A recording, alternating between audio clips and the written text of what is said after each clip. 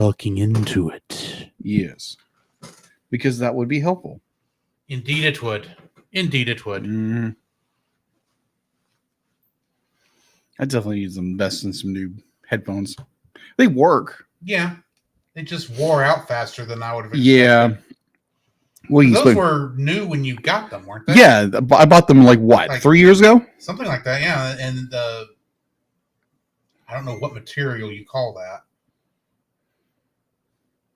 Drew is on a roll. I'm on a roll? That's what it says when it popped up on Discord. I'm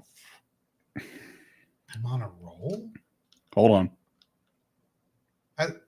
What popped up on Discord? The Cellcast is live. Cellcast Gaming is live and says, hold on. Let's see. It says Drew is on a roll. That's all it says. Discord? On Discord. Are you still? That's on Twitch. Oh, that's Twitch. Never mind. I know why it's saying that now. Yeah. Okay. Gotcha. That's an easy fix. Yes. The sad part is that's an old thing. Yeah.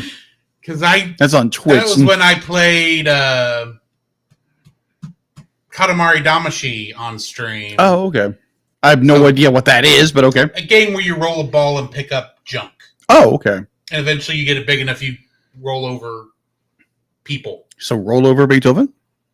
Possibly. Possibly. Yes. No, but I did not. I that night I probably had it saying, Drew, yeah, my go live notification. Drew's on a roll because I was. Oh, I gotcha. I will change that to some, the one that it should have been. Cellcast is live. Years. And then if I do something later, I'll fix it then. But yeah, there we go. Nice. Good evening, Bobo. Hey, Bobo. Hey, Artsy. Good evening, guys. Hello.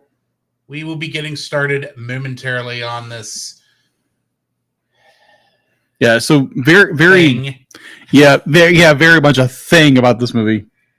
The fact that it never got a release here in the States only when a certain actress on the movie started to become popular enough, the director himself put it on YouTube. Which I question the legality of that. Yeah. Because even if he has the rights to distribute that wherever he wants, I'm fairly certain those actors have contracts that require royalty payments. Yes. And you don't get exactly royalty payments on YouTube.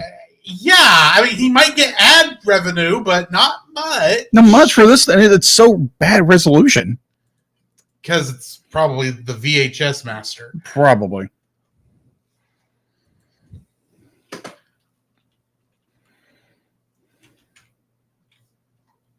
Clicking here. Yeah, so kind of a funny not emission, but there's been 42,000 views on it. Oh, okay. 42,000? 42K. Oh, nice. Enough people have suffered.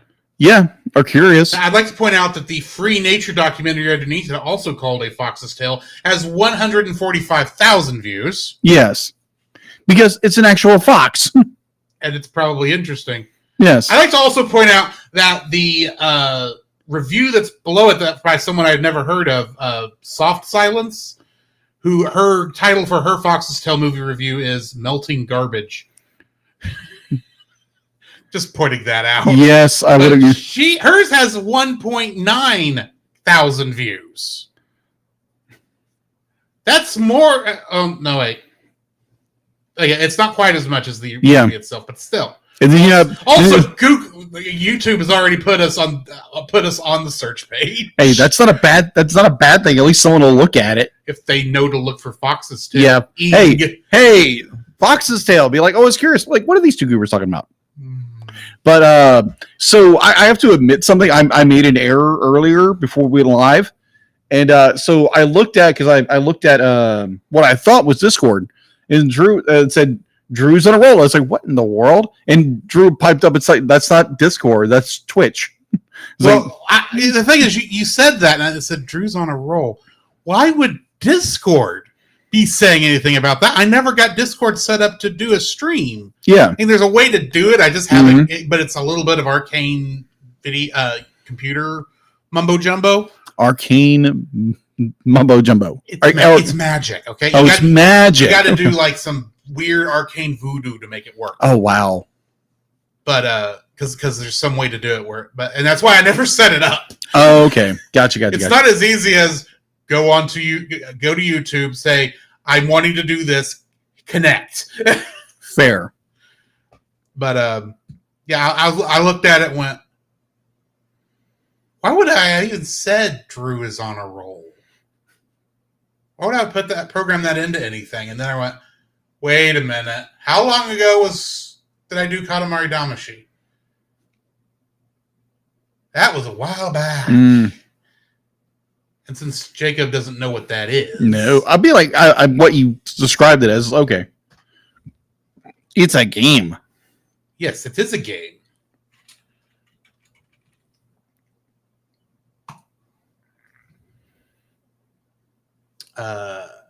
And the audio will not play, unfortunately, but I will, at the very least, share my screen.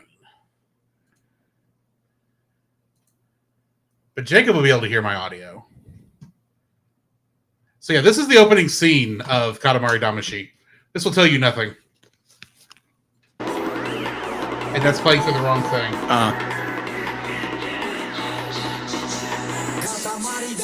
I'll fix that.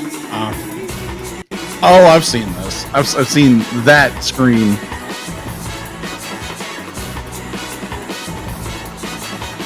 Storks.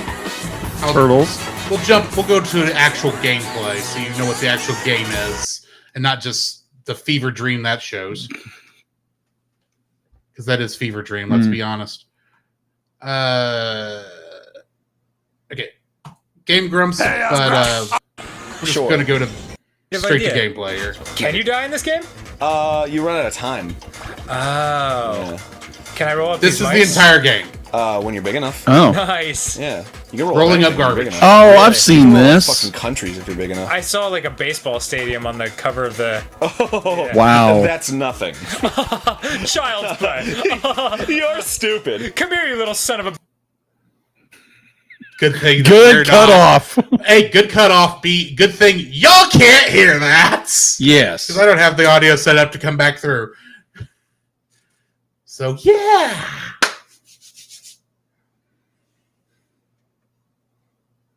Artsy, I know on iPad you just got to do that, but I have to do it in such a way where Restream will send it back to my thing and then go out through that. It's a little different the way my setup is for this stuff. Oh, you heard that, Bobo? Okay, so I didn't think it worked. Apparently it did. We did too. Oh my gosh. Ooh, Restream has gotten fancy on me. Then it's a good thing I stopped it when I did. We might get close to wanting to say that word later tonight. Son of a Wanting, not saying. wanting. Son of a biscuit. Son of a female dog. That's even worse. Or to Bijan Frise. to quote Charlie from All Dogs Go to Heaven. Oh no. Son of my mother. Oh gosh. the colorful ways you can get around a gnarly word. Jokes I didn't get when I was 5. No. I didn't get it either. Watched this time. I was like, oh, good one.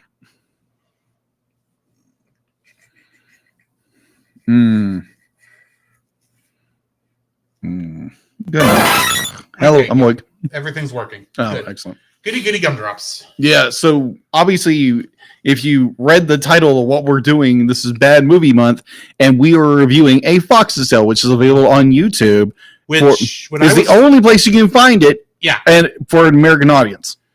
Here's the fun fact. When I first Googled Fox's Tale, didn't think to put the A in front of it. Yes. The first thing that came up was actually a student short film Oh, yeah, I saw that. that looked like it would have been good. It's like, this can't be what Jacob was wanting us to review. because that's just almost mean Yeah. to this person, because this looks competent compared to what we watch. Oh yeah. Oh, Jiminy Crickets. On a very large pogo stick. I want to get started on this before we just spoil the whole thing. Yeah. Hold on. Best BG PG. PG swear from Bluey. Biscuits. Oh, agreed. What is it? What was it from Thundercats 2011? Whiskers. That's what it was. Whiskers, yes. Whiskers.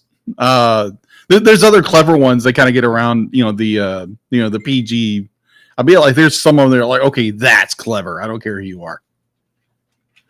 Clever curse word replacements. Okay. 100 great cuss swear word alternatives. Here we go. Let's see what we got here. Oh gosh. Schnuckerdookies. Snickerdoodles. Fudge nuggets. Yes. Cheese and rice. Sugar. God bless America. Pull? Pool, snickerdoodle, banana shenanigans. 6 and 2 is 8. Fiddlestick. Jiminy Crickets, I got on the list. Son of a gun, Egad, Great Scott, Caesar's Ghost, or Great Caesar's Ghost. Great Caesar's Ghost. Merlin's beard. Merlin's pants.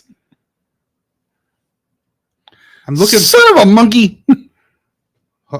Shut the front door. That'll make more sense next week. William Shatner. That's it. That's what we need to do.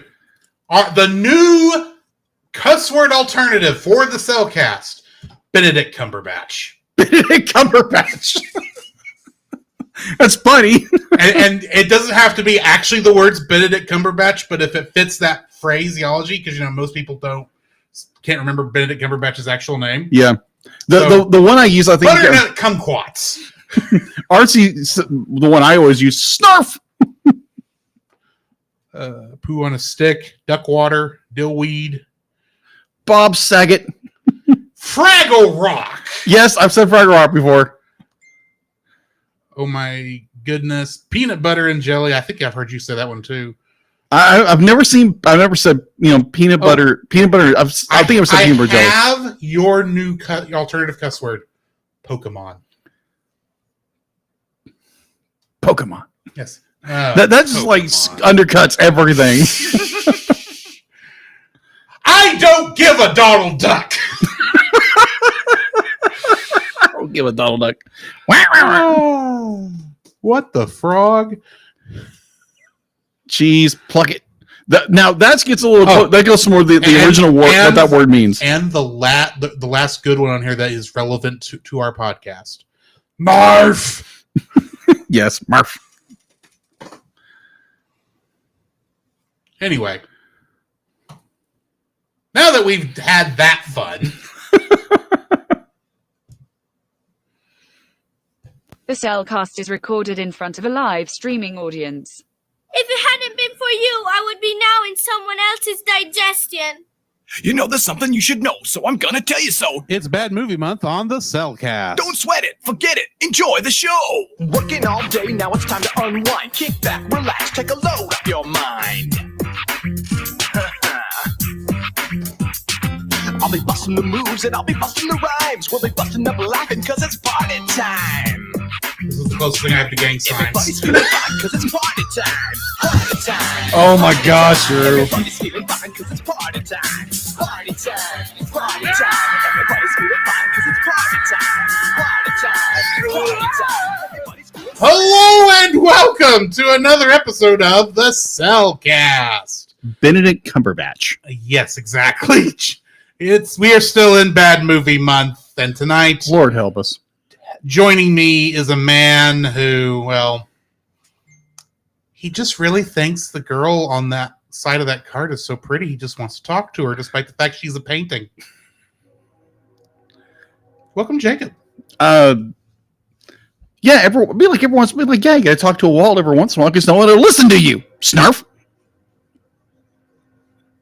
Why, thank you, and let me use our co-host, a man who, oh my gosh, he went through this traumatic experience, and like his his mother died, his father got killed, and now he's kidnapped, and now he's reunited with his father. And like, oh, mom died. Segue to the next thing.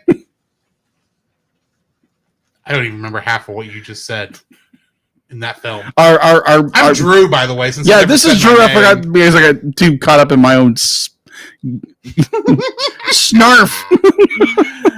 Yeah, tonight we're reviewing a movie that never officially got released in America except No. on YouTube because its original version from Hungary decided it was so horrible, everybody hated it. Yeah.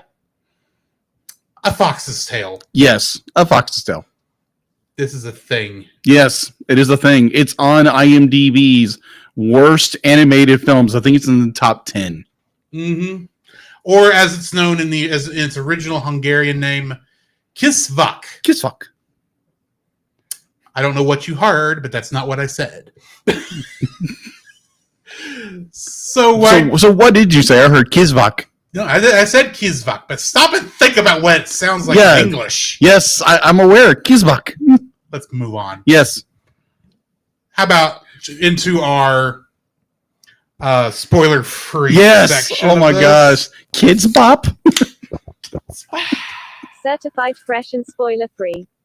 Bop, zip, zap, bat, Boom, bop, boom, This is beep, not bop, the bum, CD. bum, bum, bum. Oh Okay. my gosh. We're dating ourselves on that one, are we? Yes, we are from the 90s. I am nearly 40 years old, and he's nearly, 42? I'm 42 now. I'm almost 43. Congratulations! You have reached the age of life. That is the answer to the ultimate question of life, the universe, and everything. Oh, peanut And I butter still- jelly. I still don't know what that means. But I anyway, don't either. But anyway. Well, there's a lot of people as well like, well, haven't you gone through your midlife crisis? Be like, no, I'm 42.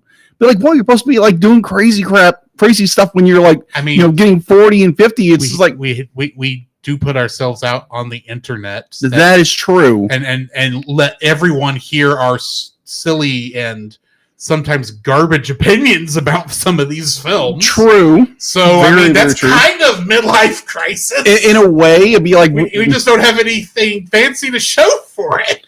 that is true. We got a Except the podcast. podcast. Yeah, we've been doing it for 6.5 years now. Yeah. It's still hard to believe. That's Yeah, how long you're not we've been kidding. doing it. It's been a blessing. At the same time, it's just like we've been doing this for 6.5 years. Crazy. Anyways, Kisvak, kiss back. aka A Fox's Tale, So is hot garbage, and you shouldn't watch it. yeah, unless you're just very, very curious about something that came out you can't find anywhere else, and it's on YouTube. That's it. Indeed, it Yeah. is. On one hand, I can tell it had good intentions. Oh yeah. On the other hand, if I were to give this like a one sentence description of Yeah. what this movie is, Yeah. I would say a bad asylum movie. A bad asylum movie. You know what Asylum is, right? Yeah, I know. The company that makes the knockoff. Oh, okay. It was Yeah, okay. the got it. ones that when you go into Walmart, they're hanging Oh, there from yeah. the cash register. Oh yeah. So that This is a bad one of those. Some Yeah. poor, well-meaning grandma Oh yeah. thinking they're buying their kids Frozen while it's still in theaters Mhm. by buying Snow Queen, because Oh. obviously that's the same thing. Yeah, it's the same thing. Obviously. and it's not. No, it's this not. this is on that level of quality, but worse. Oh yeah. Yeah. So before we get started, but I didn't talk to you about this, and it's something I just want to bring up real fast. And now I'm curious. No, it's just more like what's been going on in our world right now. With I was just gotta say, it's like the fact we've had like a Are you school about to bring up all the shootings? very briefly. This is a weird spot to bring that up in the middle of our spoiler-free review. Well, never mind. I won't do it. No, I was like, this is just a weird spot to do it. I know it's probably just crossed your mind, but Yeah. either way, go ahead. Either or. So it just be like I just want to point it there. You got an audience. You got people who listen to you.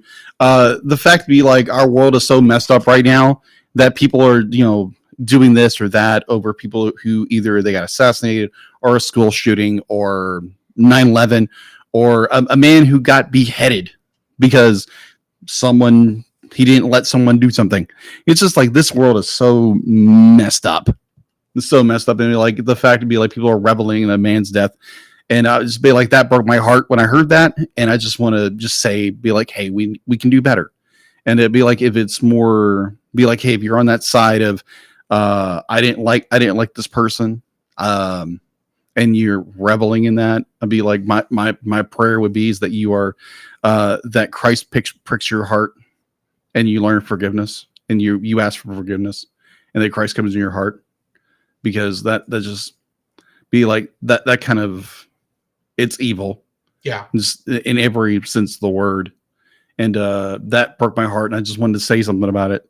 And so I'm going to hit delete it, mhm. not hit delete. You know what I mean? Yes, I know. But not to delete it, to move it to before the spoiler-free review. Okay.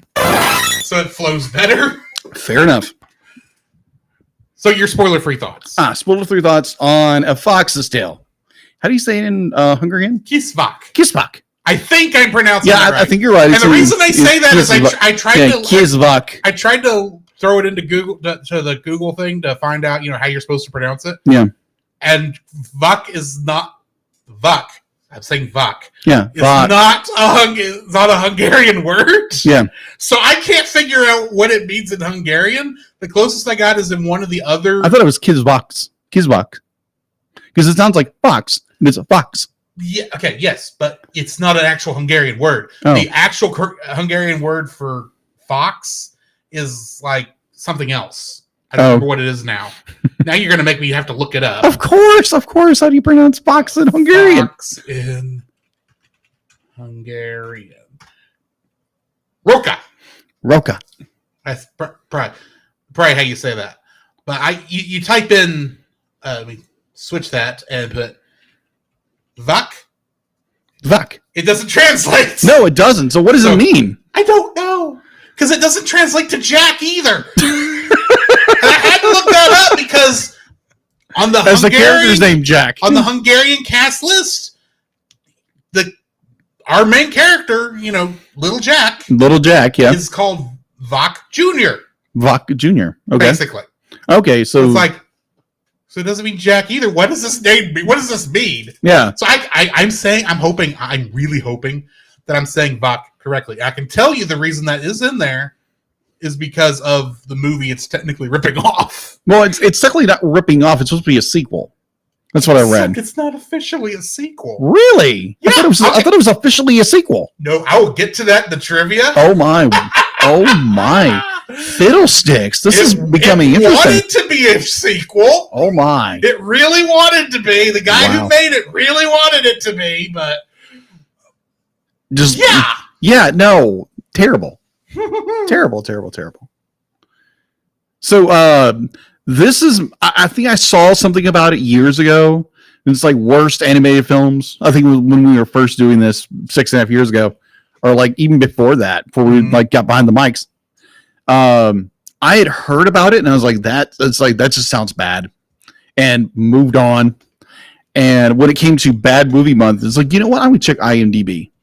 And obviously you can look up worst animated films. And I think this movie, A Fox's Tale, or Kisvak, I'm probably saying that wrong, but it's in its top 10. We're doing the best we can. We're doing the best. Be like as a former, what was that? A counselor that I had never met before in high school said, because I was wanting to take Spanish, and it's like, Jacob, you can barely speak English. How do you think you're going to work with Spanish? You can't do any worse than Peggy Hill. I know who that is, but I'm not sure of the reference. So, she's King of the Hill. On King of the Hill. And she thinks she can speak Spanish. Oh my. Bear in mind, she doesn't call it Spanish. She doesn't call it Espanol. She calls it Espanol. I heard that before. And it gets worse. Oh my. But so again, I get home early. My wife comes in, and I'm being like, you know what? I gotta watch this. So I watch it, and my wife walks up and be like, I'm barely 30 minutes into this thing, which is halfway. It's halfway with this thing. This Actually, is no, that's only a third, if we're being fair. That is true. It is 80 minutes. For me, it was halfway because about after 10 minutes of the intro, I put it on 1.5 times speed. Like, I got to get through this faster. Oh my! But so yeah, I'm sitting there and I'm watching this and it's like this is making no sense. The story is going. Where is this going? But obviously, you can tell kind of where it's going, but it's told terribly. But so my wife looks over and it's like, "What are you watching?" Oh, it's from movies from Bad Movie Month. She's like, "I don't want to know." You know, I try to describe it like that makes my head hurt. And yes, absolutely, this story is just so bad. And I watch it, and what was it? I remember you sent me a message. I sent a text after I finished watching it. Yes. I What did you said, say? This movie is ugly and dumb. Ugly and dumb. And I stand by that. I would definitely say that should be the tagline. Like, this movie is stupid and dumb. Yeah, that might actually be the name of the title for The this title, episode. dumb and stupid. It's not the first time we've done that because our second animated Titanic movie is the title is taken straight from our Conversation. co-host or our guest host that episode. Yeah. His main thing is like, this movie sits on a throne of lies. Nice. Yes. Thank you, Nate. But good night. This was such a dredge to walk through. I mean, like, I thought the first film we did for this year's Bad Movie Month, Gumby. Movie. Gumby. Oh my gosh, like that had like you could follow the plot on that. This is like what the. I mean, there's plot here, but I mean, Oh yeah, there's definitely plot here, but I think we're both in agreement that this is not a good film, and no, it's not. And you should only really go and look for it. A, if you want to torture yourself. B, if you just like watching bad films. Yeah, exactly. That's kind of If where I'm you're at. looking for a good film to put your kids in front of, this ain't it. No, or just Or to enjoy for yourself, and or planning on making fun of it, yeah, it'd be like if you're planning just ripping this movie apart, like we just are. like riffing. Be like, yeah, by all means, put it on YouTube and just have a laugh at how dumb this thing is. So why don't we go ahead and get into the spoiler-free, Sure, why not? spoiler-filled section? Yes. The following is a spoiler-filled review for the film A Fox's Tale. Listener discretion is advised. A Fox's Tale was written and directed by Georgi Gat. I probably said his name wrong. But he is a Hungarian TV director and producer. But nothing we've ever heard of. Yeah. It was also written by Peter Doka and Istvan Fekete. I probably said those names wrong too. I apologize. You probably do better than I could. Right. Getting into the cast, we've got Freddie Highmore as Little Jack. And he played Charlie Bucket in Charlie and the Chocolate Factory. Oh, yeah. The Tim Burton one. Yeah, that's what I thought. Miranda Richardson played Anaconda. Oh, my gosh, that character. And she was Mrs. Tweedy in both Chicken Run and Chicken Run Dawn of the Nugget. Yes. Bill Nighy was the ringmaster. And he played Davy Jones in Pirates of the Caribbean. Yes. Sienna Miller played Darcy. And she was the Baroness in G.I. Joe, The Rise of Cobra. That was a good part of that film. Phil Davis plays Jack, and he played a character named Kevin in Alien 3. Alien 3. The way it's written, it looks like it says Alien Cube. Yeah, it's Alien 3. The one with the cow. Yes, and the dog. Oh my gosh. Is it a cow alien? Is it a dog alien? It's a cow. The world will never know. Didn't we review that one? On Movie of the Week podcast we did. That was the only reason. Thanks, that was the only reason I watched that film. Because yeah, that one was not on my list. Yeah, mine either. Clemency Burton Hill plays Arabella. That was the girl, the human girl. Yeah, the quote unquote love interest. Yes, and she played Claudia Reese Holland in the BBC adaptation of Poirot. Poirot. You know, like Hercule Poirot. Yeah, Poirot. Okay, yeah. Murder on the Orient Express. Yes. Well, there's a BBC show that adapts much of those novels. Oh, okay, that makes sense. Called Poirot. Ah. and she Barbara? played a character named Claudia Reese Holland. Ah, gotcha. And then Matthew McNulty, who plays Alex, the boy who doesn't need to sit in a wheelchair but does anyway. Yeah.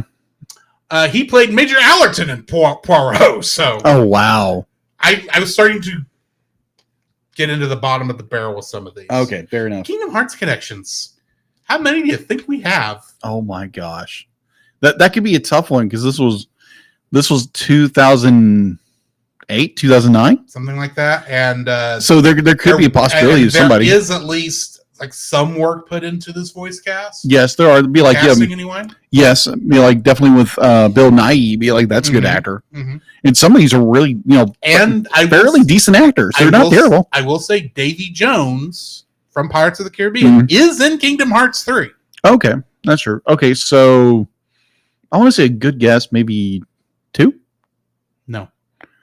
0. It's wow, I had to double check. wow. Okay, No, there are no Kingdom Hearts connections. So yeah, all this black is just it's just Jarvis. Jarvis. Yep. So that's what I got for Kingdom Hearts connections and cast and crew and all Oh that. What do my. we got in info and stuff? It was never released except on YouTube. Yes, Got bad reviews in Hungary. yes, That's very, all I know. very. The reviews were so bad. It's like this is a disgrace to the first one. Like not even a good homage to the first one. That's what I kept reading. But so info and stuff. Strap in, people. This is not good. All right, so IMDb has a 1.3 out of 10. Yeah, Rotten Tomatoes. It only has an audience score of 11. Wow. Watch. Only be able to watch on YouTube, officially, unofficially. We don't know. We don't know. We really don't know. Yeah, the only copy you can find is on YouTube. Is on YouTube. That's it. You can't find it anywhere else. You can find a lot of people who have done reviews of this film, including us now. So you can purchase it if you want to, if you are so inclined. But this does not have the English audio to it. Oh, you mean you can purchase Keys Fak? Yeah, you can Because there is a difference. Yes, you can purchase Keysbach on Amazon for $29 for a DVD, and it's only What region is it? 2. What is it? Print on demand? I don't know. How do you go further than that? It nearly has to be at that price. Yeah, $29. What the fudge? That's got to be one of those like you hit purchase. And then over somewhere in like China somewhere, They're printing it for a you. giant metal drum comes out of storage and stamps one little DVD, and then they throw it in a shipping container to take 3 weeks to get to you. And you probably got to pay $20 for shipping. Probably. And then it's like you said, Region 2, which means we can't play it over here. Yeah, you have to get a region 2 or a region free player. Yeah, region free. Be like, I think some game systems are region free. I might be wrong. We'll not get into that because I don't actually know. Oh, okay, gotcha. But I don't think legally. I think technically they are region free because you can set when you set up the console, you can set what region you're in, and then it will set the DVD Blu-ray region accordingly. Got it. But do not quote me on that. I could be wrong. Fair. I got an interesting story about that later, but we'll get into that another time. But so it was production was by DYN Productions, distributed by was Budapest Films, RT, Fantastic Films Inc. Its runtime is 84 minutes. I didn't bother to find the ranking on this film because I'm pretty sure you can't find it. Release date was... It's rated X. It's rated... Oh, gosh, I can imagine. Kidding. It's how bad this thing is. I'm so kidding. NC-17. Don't watch it. It's terrible. It's got so much horrible things in it. It's a kid's film, right? Yeah, don't watch it. If you value your sanity and your life, don't watch it. It was not rated. I just double checked. That's what I thought. Because they never really set it up for release. No, they didn't. You can buy it in Hungary. Let's see. Oddly enough, it was first released on April 12th in 2008. I'm curious, Drew, can you figure out where in the world this was first released? Hungry. No. Nope. Try again. I don't know. The Cannes Film Festival where it got nothing but booze. It was first released in the UK. No one would have watched it there anyway. Probably not. Let's see. And then on the 17th of that same month, the same year, was released in Hungary. And then later, that's all it says. It won't give me an official date, but it was released later in 2009 here in the States. Except it never actually was. Yeah, it was never officially released. Be like it has a full English cast. I can tell you exactly when it got released. Hang on.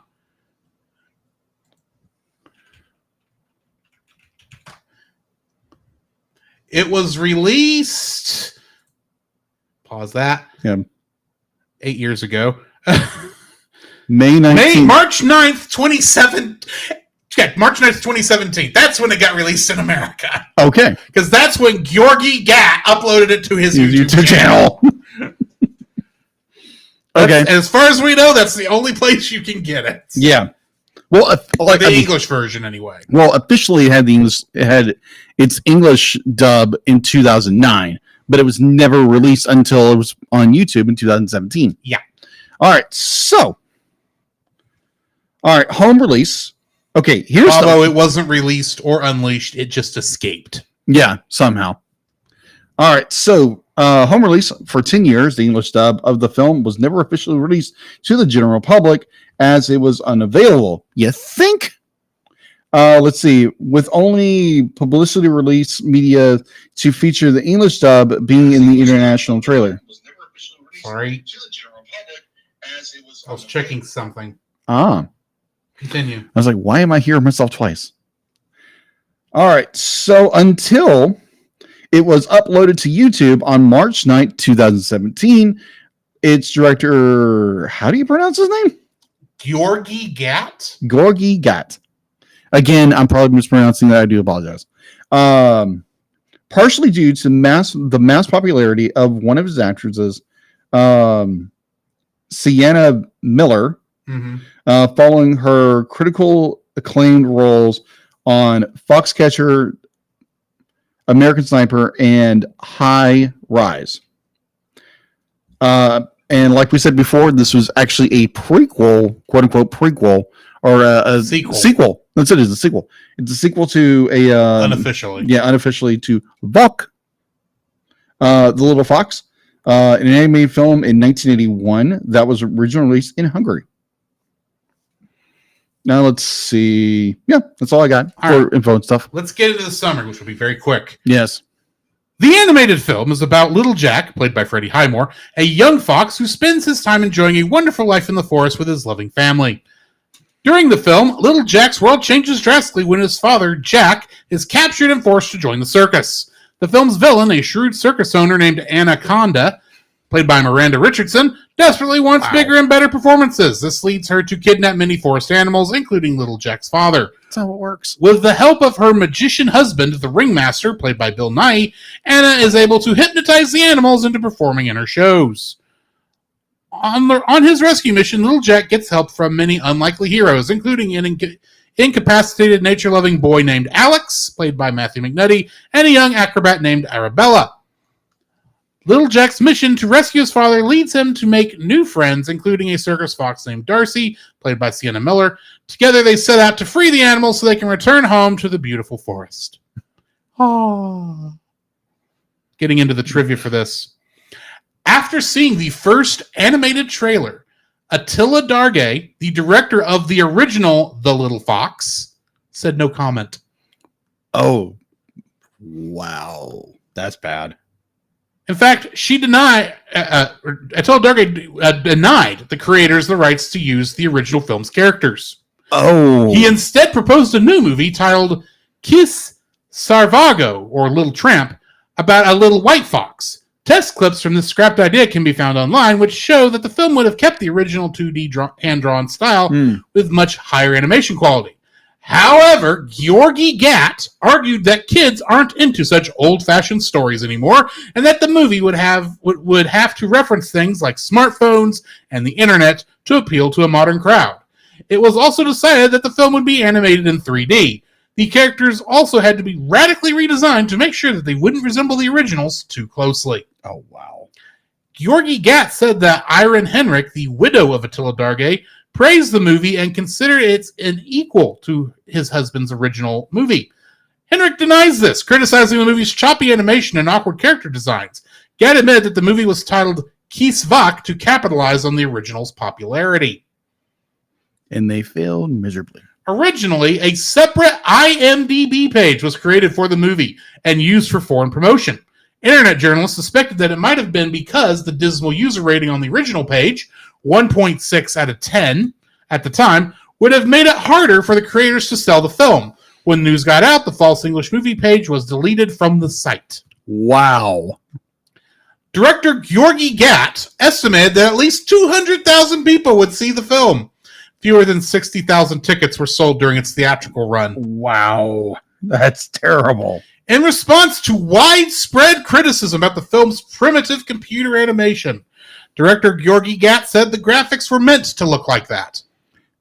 You're so full of... Upon release, the movie was heavily criticized for its unfaithfulness to the tone of the original The Little Fox, as well as the source novel. Georgi Gatt claimed that the spirit was intact. Animation director Janos Ujak said that the only thing their film had in common with the source material was forest-dwelling animals.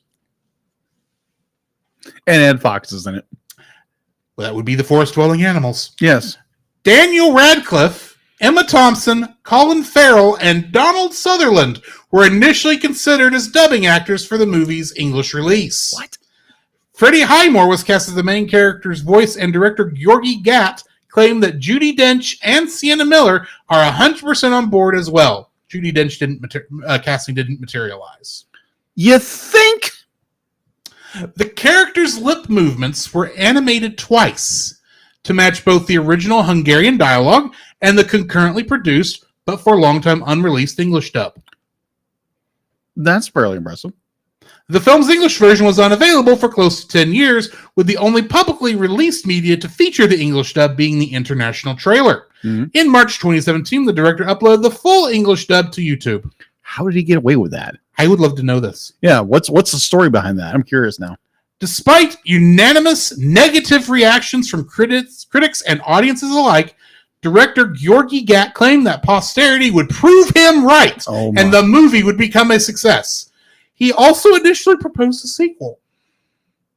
To quote Aerosmith, dream on. As is tradition for Bad Movie Month, we start with dislikes. Okay. What is your first dislike? Let me get to it because, put Rantmaster on, please. Okay. Rantmaster activated. This audio clip owned by Nate Marchand of the Monster Island Film Vault. For more information, please go to monsterislandfilmvault.com. This thing is so confusing. What's going on? It's be like you have a plot. There's a plot there. It makes no sense. Our characters make no sense. Everything is so confusing. I tried my best to explain what one character was doing to my wife, and she was more baffled than anything. She was like, I don't understand anything. Was the character Alex who was in a wheelchair? No, it wasn't Alex. No, it was what's our main character's name? Jack. Little Jack. Yeah, Little Jack. I was trying to explain that to her, and she was like, that makes no sense. I completely agree. This movie is so confusing because the plot, it just goes everywhere, and they don't know how to be consistent at all. Right. And it's just, oh my word. It's so absolutely terrible of a plot, like character motivations.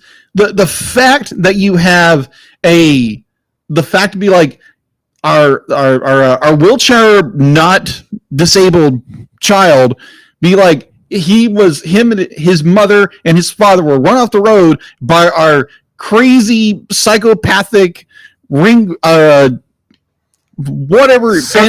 circus owner Anaconda. Oh my gosh, gives me flashback, gives me these nightmares of Digimon the That's movie. like Angela Anaconda. Like, That's who it gives you nightmares Yes. about. Oh my gosh, no. Oh my gosh, let the nightmares end. But it's like she apparently runs them over, and She was drunk. and she was They drunk. didn't say that, but that's what it Yeah, was. what it implies, she was drunk, or she was who knows. But this, oh my gosh, like the story goes everywhere. You if you focus enough and you squint hard enough, you can understand what's going on. Mm-hmm. But other than that, it's so confusing. It's such a confusing mess of a movie. And this director has the audacity to think that, all critics are wrong. Everybody who's dismissing this film are wrong, and I'm right. Buddy, you're wrong. This is not a good film at all. It'd be like it has little here and there. That's okay. That's kind of a cool idea, but it doesn't go anywhere. I would say the only thing, and I'll get that to my likes later, but yeah, the story and everything is so confusing. The transitions are terrible. Yeah. The everything in this movie is just so abysmal. And I'd be like, personally, I have to take credit, be like, I'm the one who picked this one. Mm-hmm. And yeah, Don't worry. What I keep hearing, the next one's even worse. I know what we're doing next week. Okay, yeah, I was looking at, I was doing my notes yesterday, and it's like, oh yeah, this one that Drew picked, and he said it's absolutely horrible. It's like, oh yeah, yay us. But yeah, my first is the story and everything is so confusing. My first dislike for this film, I said, and we mentioned that my text to Jacob, Yes, Tuesday was, this movie is dumb or ugly and dumb. I'm gonna tackle these in reverse and say my first dislike is how dumb this movie is. Here's the plot, basically. yeah. Let's see if you. The plot basically is Mhm. the Little Jack's dad gets captured by a circus owner Mhm. who is for some reason using random woodland creatures in her circus. Yes. Not having, lion tamers and trapeze artists, and They're using I think foxes. technically Arabella worked for her and did Yeah. something, but I never understood what. But basically, they're capturing basically woodland creatures to make them do weird acts. And how do they get this? Are they training these animals? No. They're hypnotizing the animals to do so. Yeah. Odd, but you know what? I've heard of dumber Mm-hmm. things. But at the same time, so Little Jack happens to come across the circus where his father was caught by, Mm-hmm. and he falls in love with a fox that's unfortunately having to work for the circus, enslaved by the circus. Yeah. That ends up being his love interest, but when he meets her, because he's never apparently seen a painting before. Yes. He talks to the painting, thinking that is actually A real fox. a real fox. Yeah. And so he falls in love with her. Shenanigans ensue. Mm-hmm. Alex has a four-wheel drive wheelchair that he doesn't actually need because he can walk. Yeah. He was technically injured in the car wreck that you mentioned, Mm-hmm. but he doesn't actually need it anymore. They actually No. say that. Yeah, he doesn't need it anymore. They actually mention this. His in the father plot. mentions it. Yes. Who is obviously supposed to be Doc Brown. From From Back to the his Future. design. Yes. Who has miracle cures that can cause foxes that have been horribly hurt badly to suddenly be healed as if nothing ever happened. Is it a sensu bean? Must be. Alex is doing what he can to stop the circus, though. If I remember correctly, Alex and Arabella, the girl he runs across at the circus, that he convinces that the circus is evil somehow. Somehow. They can't understand the foxes and the other animals, right? Right. So how do they know what the fox wants? Who knows? Okay, so be like, good point, but you forgot the one thing in the very beginning of the film where The stupid rabbits? You couldn't tell they were rabbits? Oh, yeah. They nearly get run over by the that is rednecks? dumb. That was like, what the? Be like, what am I looking at? I realize they're foxes. No, those things were supposed to be rabbits. Yeah, that's what I meant to say. Rabbits. not I'm foxes. sitting there looking at it going, and I'm thinking, okay, what does this have to do with anything? Mm-hmm. And guess what? It doesn't. It's just the excuse for the stupid rapping bird to show up, who never goes away. Stupid rapping bird. It's like you think you're finally on the clear. It's like, go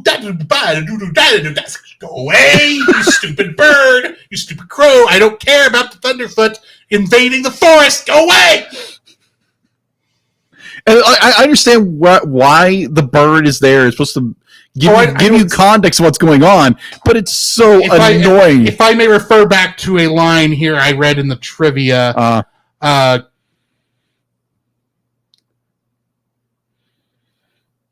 the movie would have to reference things like smartphones and the internet to appeal to a modern crowd.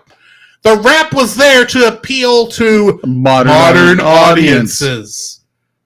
You know, like, there's something you should know, so I'm going to tell you so. Don't sweat it. Forget it. Enjoy the show. The difference is that's actually entertaining to me. This bird is not. And like she comes into every scene explaining what just happened to us, even though we just watched it. Except the audio quality on YouTube is so bad, and you can't even make out what she's saying half the time. Yeah, exactly. The YouTube be like, the audio's bad, the visual's bad. You're like, yeah, this is just a train wreck. And if you actually listen to like most of the music in this, which this is not on my dislike list, but it probably should be, it all reminds me of the educational CDs from teaching you your times tables. Yeah, I remember those. Or something like that. It's but those were better. Like that was better, but this is what this sounded like. Yeah, it did. Wow. You are not kidding. Good night. The story, like you said, story makes no sense. What story is there that you can follow is stupid. Exactly. Especially the fact that the magician can actually hypnotize people because it looks like what he did was he stole Jafar's scepter. Yeah. Because that's the only reason. That's the only thing that makes sense. I'm sitting here looking at this and I'm like, Bill Nye, Miranda Richardson, Freddie Highmore, everyone else. This was just a paycheck for you, wasn't it? Because there's no way y'all thought this was good. And the sad thing is, they're supposed to get royalties off these things, right? One assumes. They're not getting royalties off this. The person who directed this is probably getting something. He's getting maybe a little bit of ad revenue. And that's what I did. Premium. Oh my gosh, this thing had ads. This thing had ads. Yeah.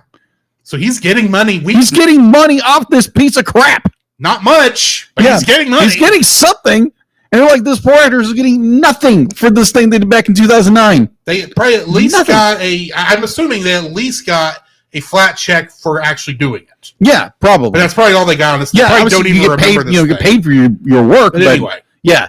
Hi. Dumb. Garbage. That's your second dislike. Whiplash. Let's go with Whiplash here, people. So this is characters' backstories and what happens to characters, and it doesn't matter a thing. So like I was talking about before, our what's the non-wheelchair boy? What's his name? Alex. Thank you. I'm terrible with names. Alex goes to tell his love interest character, whatever her name is. It's not even worth repeating again. But he goes in this very tragic, melodramatic story, and the music gets slow. Arabella.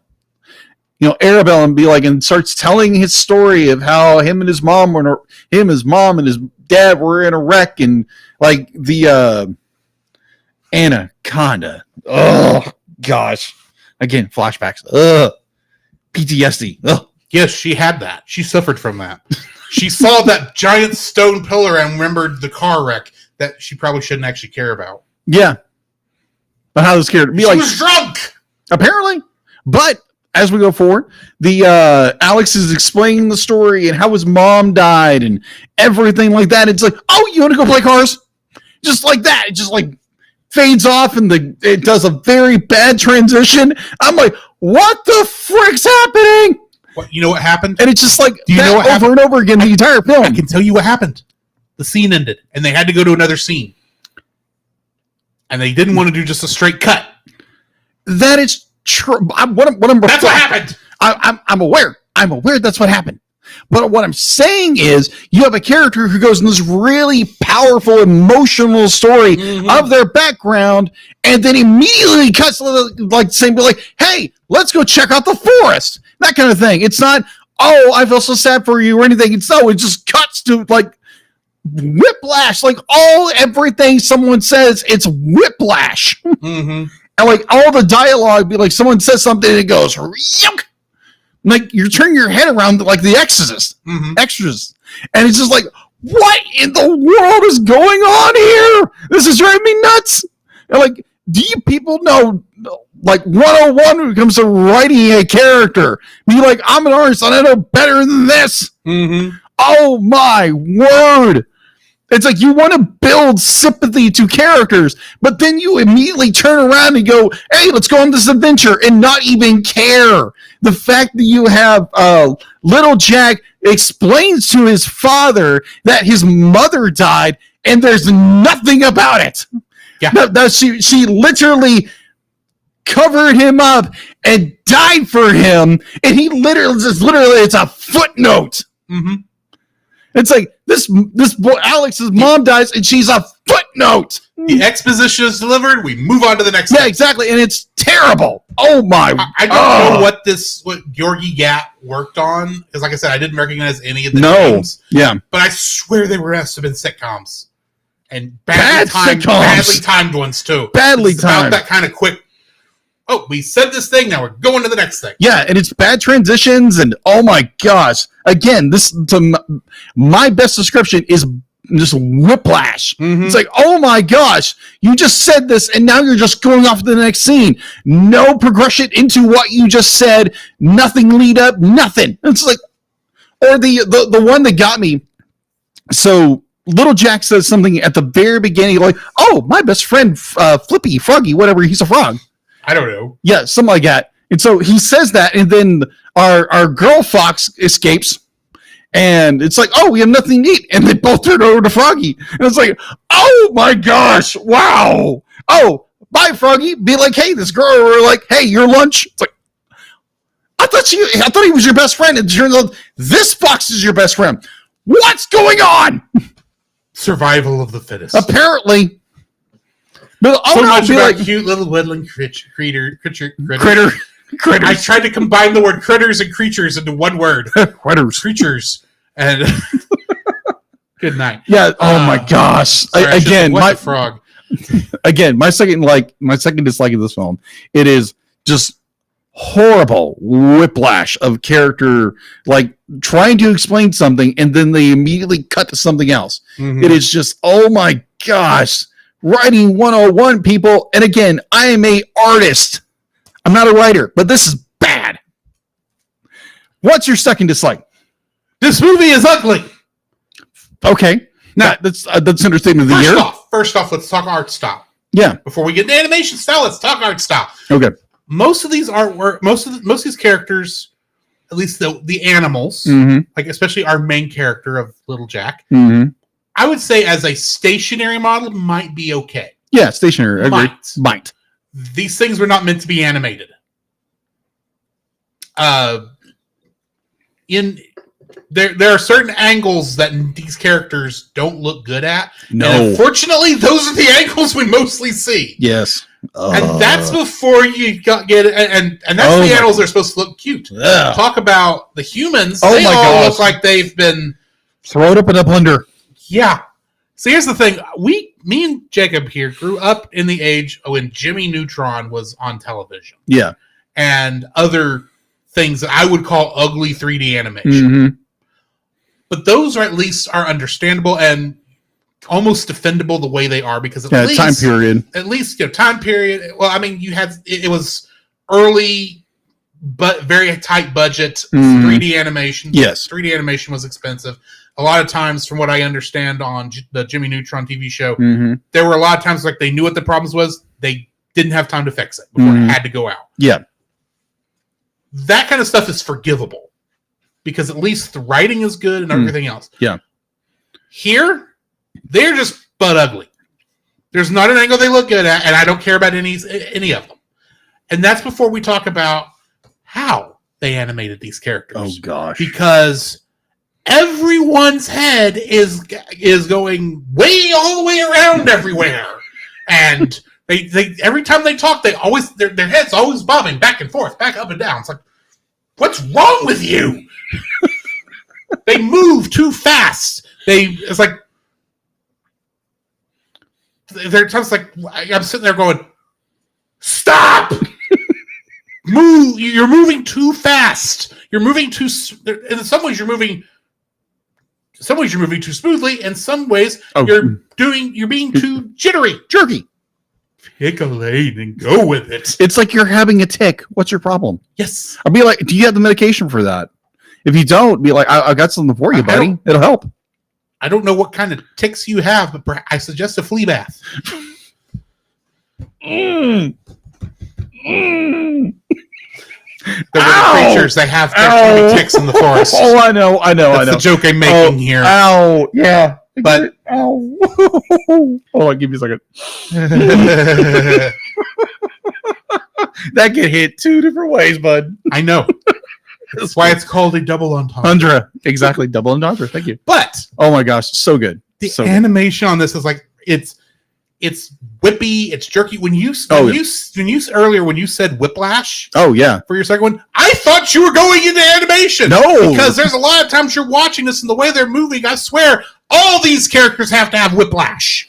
Mm-hmm. As fast as they're moving their heads, there's no way their brains, what little of them there are keeping up. Yeah. It's got to be going like a ping pong game inside their skulls. His characters just they walk like this. Yes, it's like a drunk character. If it was in if it was animated in 2s, mm-hmm.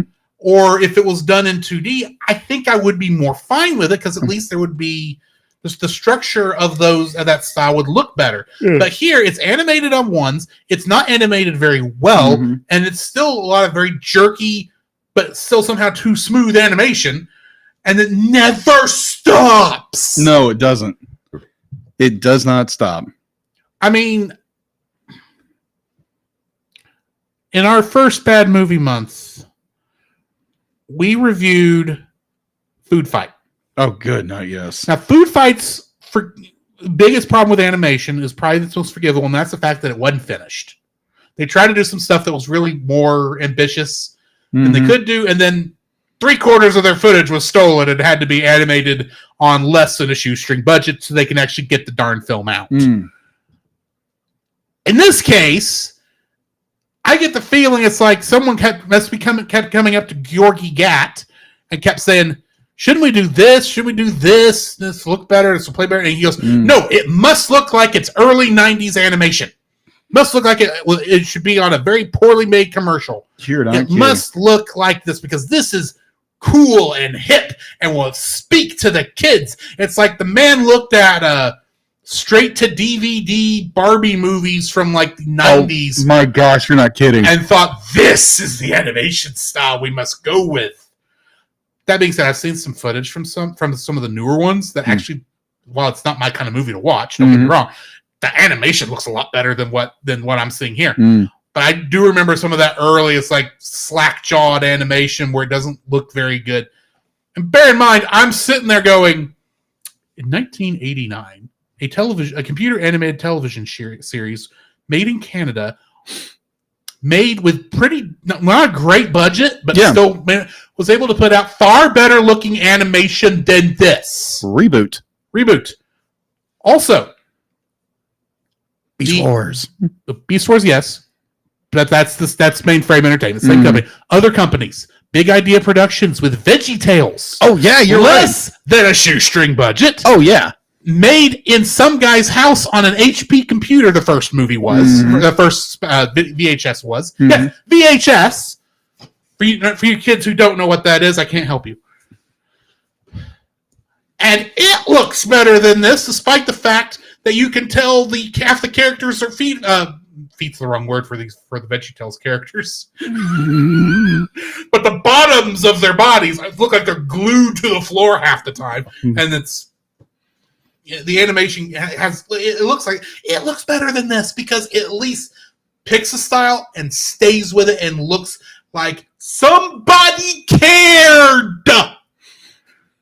Georgie Gat only cared about the paycheck and tried to gaslight everyone who saw this film into saying it was good. Yeah, agreed. That was very much gaslighting. Oh my word. What's your third dislike? Oh my gosh, you led right into it, so I'm gonna barrel right into it.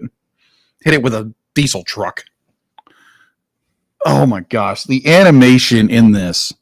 So it'd be like if you last until the very end when it goes in the credits, and this is one of my likes, I'm gonna put that later, but be like you can see them doing the animation, you can see the character sheets. It looks nothing like this. The concept art on this actually looks looks amazing, right? It doesn't translate. No, translate. Doesn't translate to horrible. Like Drew said earlier, it looks like either they animated it on 2s or they animated it on 40.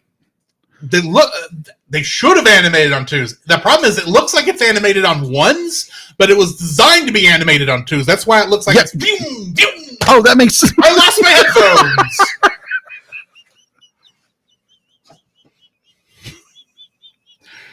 I'm curious what that sounds like on the audio. RC, please say you got that one. Fly me to the moon. Okay, Jake, breathe. Breathe.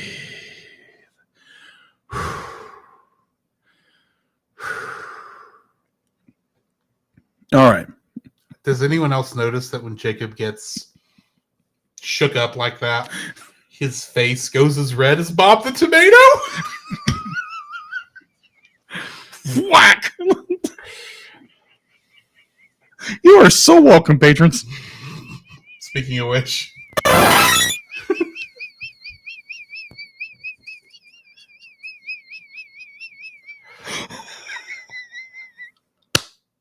I can't believe I'm laughing over headphones falling. You know, that was good. That was good till you just said that. You are so welcome. Oh, you are so welcome. Crickets on a pogo stick flying to the moon. What the frog is going on? Poor Flippy. Benedict Cumberbatch. Snarf. Oh, whiskers. Angela Anaconda. That wasn't on the list, but it is now. It is now. It is now. Her name should be a curse word. Oh my gosh, Anaconda. Oh my gosh. That's one thing I'm glad is not on my copy of Digimon the movie. Oh my gosh. All right, see if we can pose ourselves and continue on with this train wreck review. We were on your third dislike. Which I agree. I agree. I love doing these bad movies because you can just have fun with each other the entire time. I love it. But yeah, the animation this is so poor. Like Drew said, it was supposed to be animated on 2s, but it's animated on 1s. And the entire time, like a character walks up, it's like they're just like either they're a marionette character and their heads bobbing like crazy. They're doing Hold your headphones. Good call. Good call. But everything. It's like, okay, so you have the scene. There are moments where like come on. Again, I'm terrible with names. I want to call him Little Ricky, but his name's Argy. The little fox. Little Jack. Little Jack. Okay. Little Jack be like he gets hit by a poacher's tranquilizer gun, even though at first we realize, they're poachers, so they're shooting them. Yes. But no, they're in air quotes, they're poaching them to put them in the circus. Yeah, but that's not what you poach for. That's what they're poaching for. Yeah, but also they're not. Also later on there is a scene where again Whiplash, where it says, we're poaching them for their furs. But no, we're actually making them for entertainment purposes. Pick one. Pick a lane. That's all I'm gonna say. Don't know how. Yeah, don't know how to pick a lane. Pick. Never mind. Never mind. I'm going to pull a weasel and laugh myself to death over stupid things. But again, this animation is terrible. Little Jack goes tumbling down the hill, and like it slows down. It's just like unnecessarily, and like there are moments where the animation slows down, and it's just like unnecessary. At the worst timing, it's like, why would you slow this down? Because it's the Matrix inspired part of this film. Apparently, Remember that what I said earlier about that has to reference things like smartphones and the internet to appeal to a modern crowd. yeah. They were appealing to a modern crowd by trying to make this fox into The fox. what's his face? Neo? Neo. I was trying to think of the actor's Oh name. gosh, that would have been terrible. That's what I should have done for the cover art. You know, our main character, the fox, is like, "Yo." We didn't get Neo. No, we didn't get Neo. We got Theodore Logan. Theodore. Okay, hold on. That's the same actor, but in that movie you hated that we reviewed, Bill and Ted. Oh gosh, yeah, Ted's Excellent Adventure. yeah. So be like, yeah, we reviewed. I love the film. Jacob hates it. I didn't like it. It's more historical thing. It And I just touched didn't on like a- it. It touched on a lot of things that just didn't fit for you. Yeah, at all. Be like, if you like Bill and Ted, by all means. I just didn't like it. The second one was good. The third one was meh. Either or, the animation in the movie is so abysmal. It's not even funny. And the director has the gall to try to gaslight everybody. It's like, oh no, it'd be like, my vision is great. You just don't know what you're seeing. It's like, yeah, we're all seeing animation that looks like it's Garbage. garbage, and VeggieTales is better. Yes.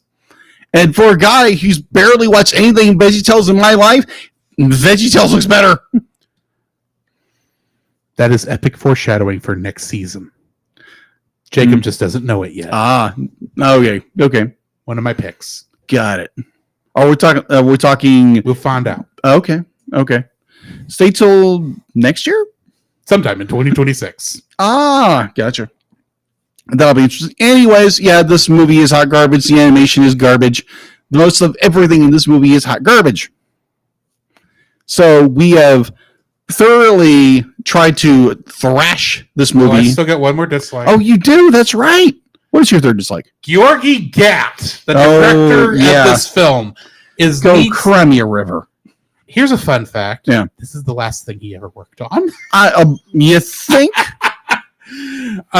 This man is the biggest liar from what I can tell, just from everything I've read, because he's obviously he pushed to do this because it's inspired loosely by this other film that he's trying to cash in on the popularity of 20 years later. Yes. But he's Sounds like I filmed before, like last week. He's trying to make it popular and cool with the kids and trying to do all this other stuff by throwing so many decisions in this feel like this is what kids like, right?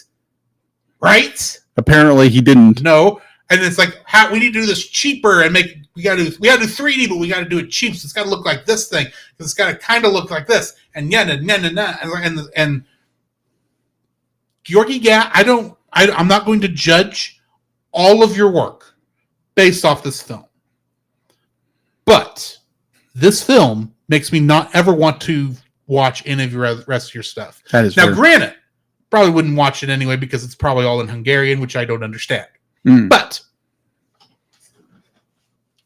either way, but everything I've read about this director and how he tried to produce this film, if he really did have a good, clear, creative vision and was trying to do his best, I may be able to forgive that. Okay.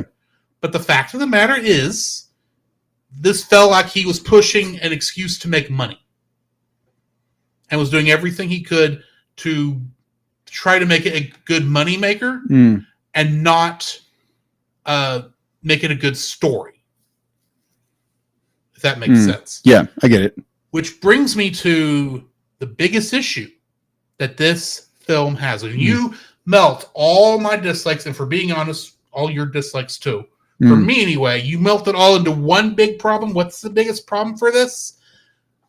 For a bad movie, it's boring. Agreed. It is kind of a boring film. It's a very boring film. Kind of, it is a boring film. At least with Gumby, there was enough passion behind it that that is that true. they put that the creators put into it, that it was entertaining to watch even when it made some weird decisions. Many of the other past bad movies that we've done were at least entertaining in their badness. Yeah, agreed. It's not entertaining. No, in it's their badness. not. And while we haven't rated this film just yet, I will tell you that this is very close on the scale for me to Leo the Lion. Wow. Okay, that makes sense. That makes sense. Why later, but this was boring to watch. There was nothing fun about the badness of this film. Okay. I'd be like, I consider that actually a worse sin than just being a bad film. Oh, okay. Gotcha. If it's bad but still entertaining, it's still at least doing its job. Fair. This is not even doing that. Okay. I think there's a part of me now that really wants to looking at it retrospectively. There are little things here and there. It's okay that I enjoyed. Little, like tiny little things about this I kind of enjoyed. And I think it's kind of a perfect segue into our likes. We like. Yes. What do we actually like about this film? Okay. So my initial thought was its plot, kind of. And that's just completely wrong. The plot's garbage. I think my likes is more where it's trying to be funny. And it'd be like, it fails miserably. But there are parts and little aspects of it. It's okay. Be like, I found a little bit of, not a chuckle, not a, that was funny. I think it was more like, that was not very humorous, but it was interesting to watch. There were little things here and there. It was like when Animal would do something silly or something like that. I could see where it would be interesting to a child. And I looked at it, it's just like, and looking at it retrospectively and giving it a solid thought, maybe one brain cell. It's got some little things here and there that's kind of okay. That was slightly humorous. It's not worth a chuckle. It's not worth an emotional response, but there's something there. It's not much. Or it's hardly anything, but it's okay. There was something there. If I cared about this film at all, I'd be like, okay, yeah. What is a like you have? I actually like the concept. Yeah, agreed. Of the story. Yeah, agreed. You can kind of tell below most of the garbage that is this film that there was a good idea that could have been a good film. Yes. In this, maybe not one that I would necessarily be entertained by personally. Yes, but like something that you could make for like 3 to 4 year olds. That was exciting for that age group, but not super like violent or anything. That could be fun for kids. There's stuff here. It's like this kid going on an adventure to save his dad from the evil circus. Yeah. That's kind of a cool idea. Yeah, I agree. The concept's really cool. Made it work good, and even the having the other kids help. Though, granted, I would have made it where the kids and the fox could talk to each other. Yeah, that would have done. I would have done the magic of a child's imagination or whatever. Right, that would have been at least a little bit more magical. But yeah. The fact of the matter is, there's so much of trying to feel hip. Yeah, agreed. That's been piled on top of what could have been sounds like it was a good concept. Yeah, that it completely drowns what concept was there. So, agreed. Once the diamond in the rough has been fully tarnished by the rough, it's not usable anymore. Yeah, it's a diamond. Like you said, the concept is good. It's a piece of chocolate ice cream.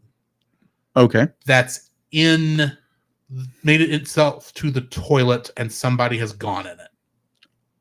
Oh, okay. That's kind of how I feel about it. I gotcha. Okay, that makes sense. It's like there's a good stuff in there. Yeah. It's just not worth But getting. the minute even before you talk about the rest of what I said, Mhm. the minute it hit the toilet, it's done. Okay, fair. It's no use for it. What good was there was thrown out. Yeah, I'll agree.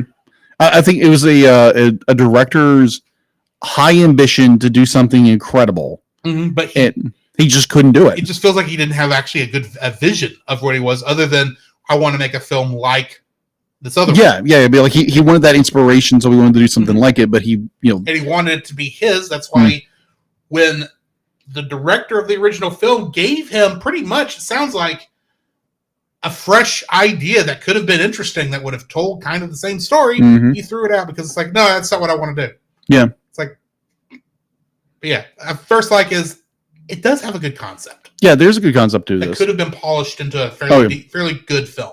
Yeah, not a diamond anyway, but something of value. Not a Miyazaki level thing. no, but no. We've seen some good stuff that I would not expect to be good, that maybe could have used some work, but something along that level. It's had good roots.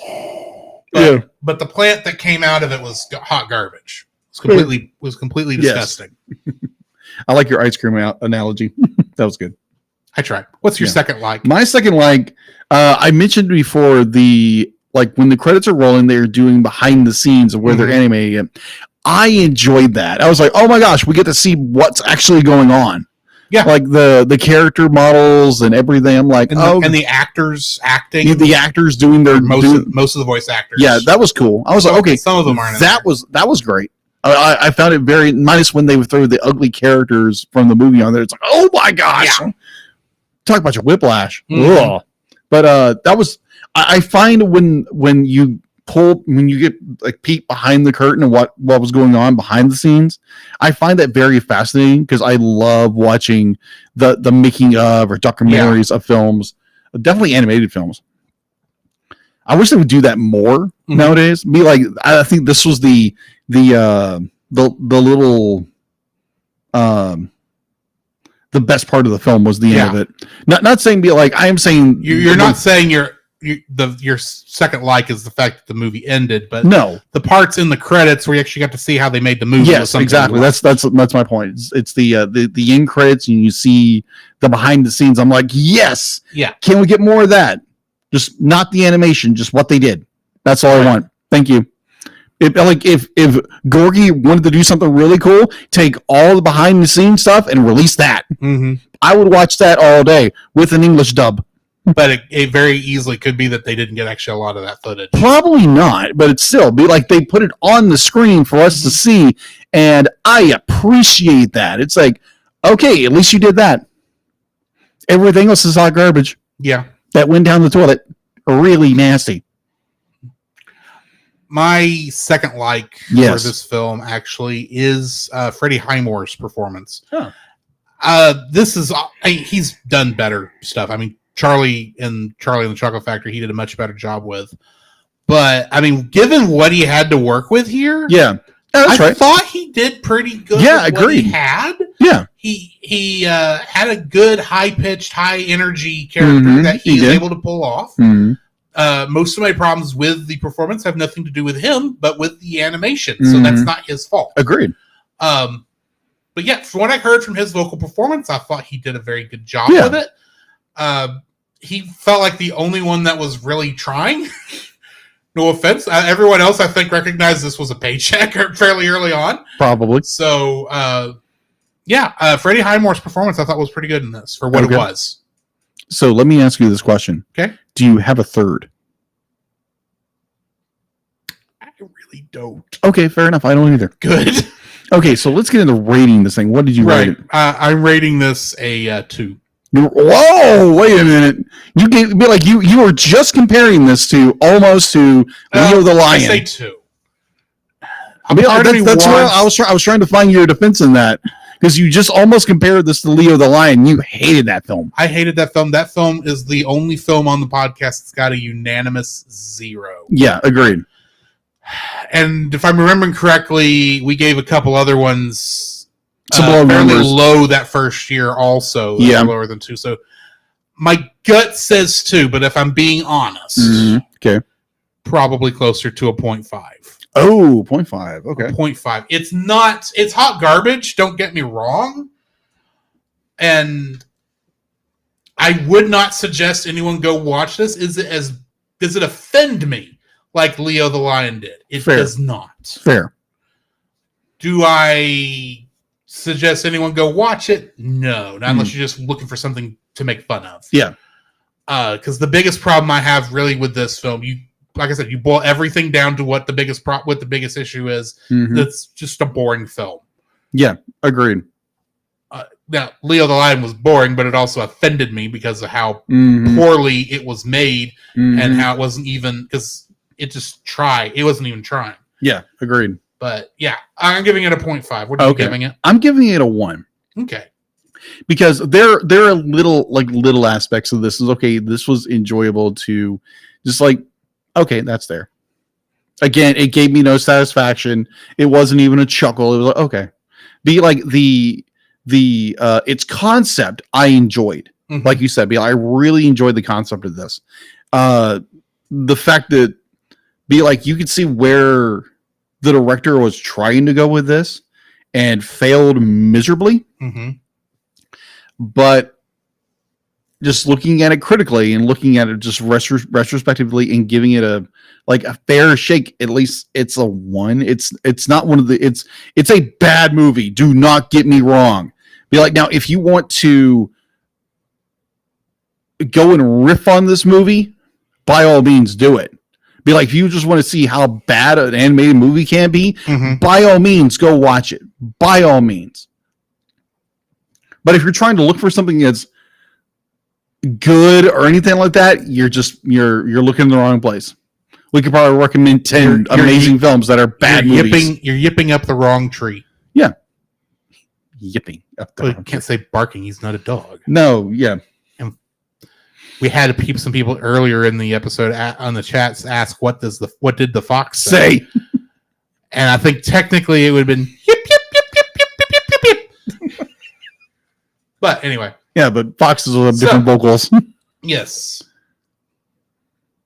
Compared to Gumby the movie that we reviewed last week, yeah. Is this better or worse? Oh my gosh, Gumby's better.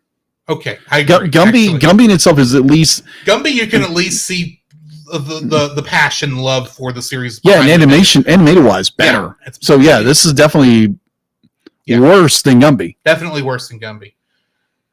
I kind of knew that was how this was going to Yeah. be. Next week, I'm really curious if this for you will be better or worse than Ooh, okay. Rap City Street Kids Believe in Santa. Where can you watch this? YouTube. Oh, it's on YouTube. Okay. I put it in our little Yes. thing. Yeah. But just to give everybody Oh no, he's gonna pull up on a YouTube.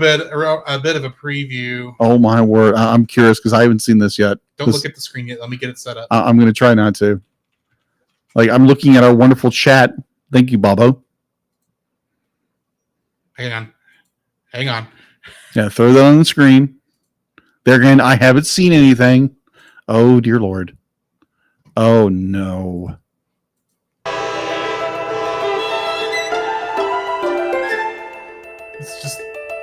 Let's skip ahead a little. I was so. Oh dear Lord. That's a tough break, Rick. Oh. That's all I'm going to show you. Oh my. Oh. To show you. Oh dear. Oh my gosh. I am very, very curious Oh. what next week's Oh album my art looks gosh. I'm curious now. Be like, do I watch this when my wife's not home? Because she'll be like, this is trash. What are you watching? It's called Babu. You do it for the fans. You do it for our audience. And you got to torture yourself with this garbage. Oh my. His face. He has no face. I agree, Bubble. Oh my gosh.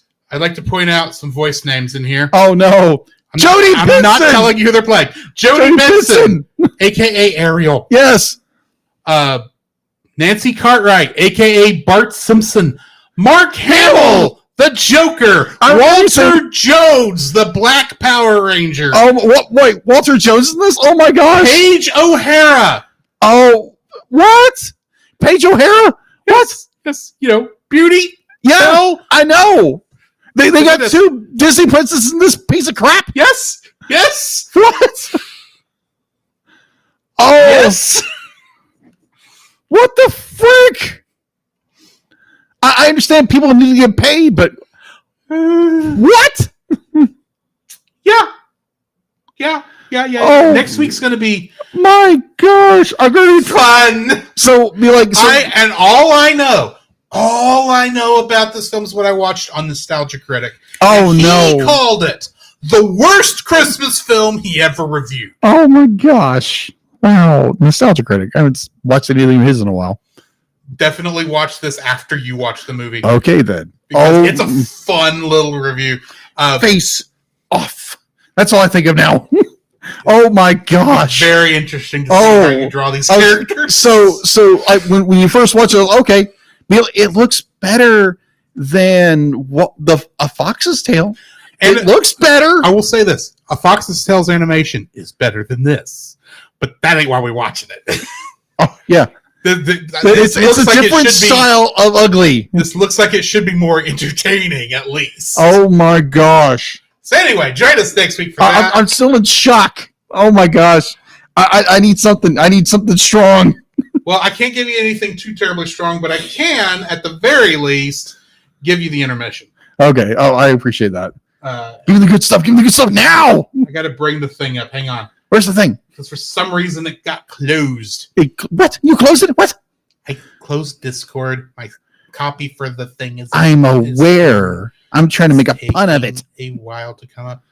Artsy says it looks like kids' Bible TV shows from the 2000s. Oh my gosh. Non-Veggie Tales. I barked and you didn't even say anything. I was in the middle of a sentence. I know. And besides, that's only the third. That's the third bark. The fun's gone out of you barking on the show. Installing updates. Why does Discord have updates? I think it's the reason why I love doing Bad Movie Month, because it just throws us It both brings out the dog in you. You are terrible. Ashley's not here. I can get away with it. She can't, but listen My to luck, really. my luck, though, she's in chat right now. Oh yeah, just and I'll pay silence for it. it. Listen, I will pay for it tomorrow. You will just you will rue the day you made a dog joke. I've got coworkers who make terrible dog jokes. Be like, I bark and they come by and it's like, Jacob, you want a treat, boy? You want a treat? You want a treat? Mine aren't that bad.